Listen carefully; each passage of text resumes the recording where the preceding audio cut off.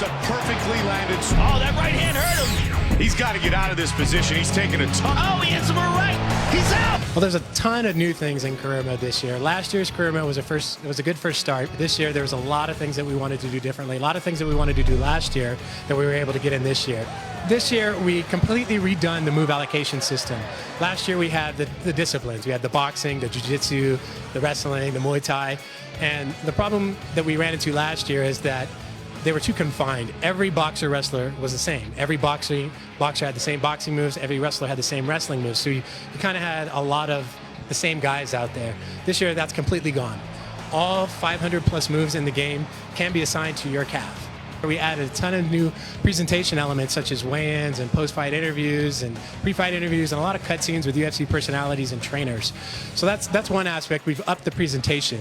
One of the new systems that we added this year is called the game plan system. It takes up a week on your calendar, but what it allows you to do, last year we got into situations where you'd create a dominant striker, and that's my thing. I'm just striking, I'm just looking to knock you out. Then you get face off against a guy like Damian Maia or Dustin Hazlett, and you have no jiu-jitsu skills, you're in trouble.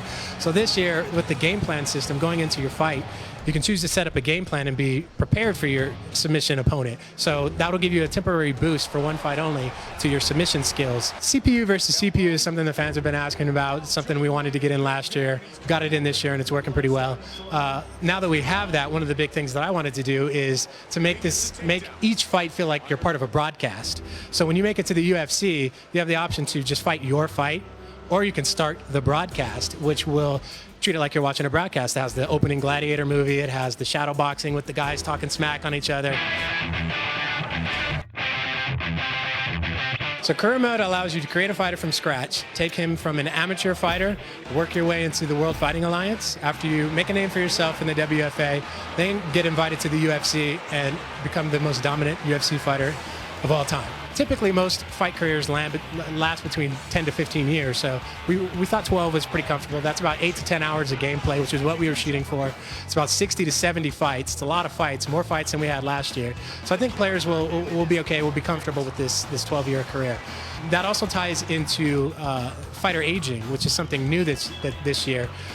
Your fighter will actually age this year, and that will have effects on your stats. So as you get later into your career, it becomes harder to keep your stats up because you've been through so many wars. Looping hook there. Under 3 minutes. So with the calf voice this year, that allows you to participate in post-fight interviews and pre-fight interviews.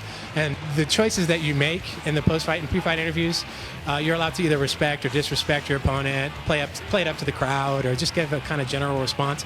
Those choices will have effects on your career as you play through. So you'll build friends and rivals, and as you build friends and rivals, there's pros and cons to both. So if you're a friend with a guy, you'll be able to train at his camp and be able to learn moves easier than if you're just coming in off the street trying to train there. If you build rivals with a guy, then going into your fight, you'll get more cred going into your fight because people are a little bit more hyped to see two rivals duke it out. One of the new systems we added this year is called the Game is Watching You system. This system literally watches what you do in your career. We heard the fans' feedback. We're all over the boards. Yes, we do go to the boards, people. And we seen what people were saying, that when you get into a fight, the commentators really didn't pay attention to what you were doing as a fighter. This year, that's completely changed with the Game is Watching You system, and it also affects the AI behaviors as well. So the commentators, Mike and Joe, will reflect what you've done in your previous fights. How it translates to the AI behavior is if you're going in there and just taking guys down and ground and pounding them out, your next opponent's going to be aware of that and start to defend your takedowns a little bit better than he would have been in the previous game.